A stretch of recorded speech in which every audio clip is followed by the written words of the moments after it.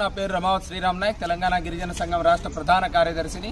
ఈరోజు పోలీసు నిర్బంధాల మధ్య, తీవ్ర ఉద్రిక్తతల మధ్య మేము లగచెర్ల చేరుకోవడం జరిగింది. లగచెర బార్డర్లోని తుమ్కిమెట్ల అనే క్రాస్ రోడ్లో తెలంగాణ గిరిజన సంఘం, వ్యవసాయ కార్మిక సంఘం, రైతు సంఘం నాయకులు, కార్యకర్తలందరూ ఇక్కడికి చేరుకొని లగచెర్ల వెళ్లడానికి ప్రయత్నిస్తే ఇక్కడ పోలీస్ బారికేడ్లు పెట్టి నిర్బంధం ప్రయోగించి తీవ్ర ఉద్రిక్తల మధ్య మమ్మల్ని అరెస్టు చేశారు. ఈరోజు రేవంత్ రెడ్డి కొడంగల్ నియోజకవర్గం ఎమ్మెల్యే, ముఖ్యమంత్రి ఈరోజు కొడంగల్ ప్రాంతంలో దాదాపు లగచెర్ల చుట్టుపక్కల ఉన్నటువంటి 8 తండాలు, గ్రామాల్లో అక్కడ ఉన్నటువంటి గిరిజనులు, దళితులు, పేదల్ని తీవ్ర నిర్బంధం ప్రయోగించి అక్కడున్న ఫార్మా కంపెనీల్ని ఏర్పాటు చేసేందుకు భూములు బలవంతంగా లాక్కోవడానికి తీవ్ర ప్రయత్నాలు జరుగుతున్నాయి.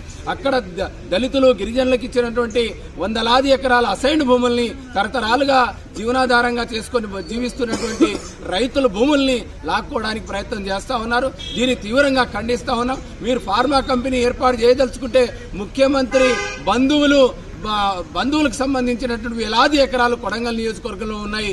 అక్కడ ఏర్పాటు చేయమని మేము డిమాండ్ చేస్తా ఉన్నాం. అక్కడ మీరు ఏర్పాటు చేయండి. దళితులు, గిరిజనులు, పేదలు అరెకరం, ఎకరం ఉన్న వాళ్ళ రైతుల్ని భూములు బలవంతంగా గుంజుకుంటే తీవ్ర హెచ్చరిస్తా ఉన్నాం.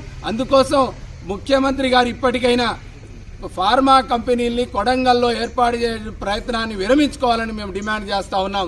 లేకపోతే ఇది శాంపిల్ మాత్రమే అనే అన్ని గిరిజన సంఘాలు, ప్రజా సంఘాలు, పెద్ద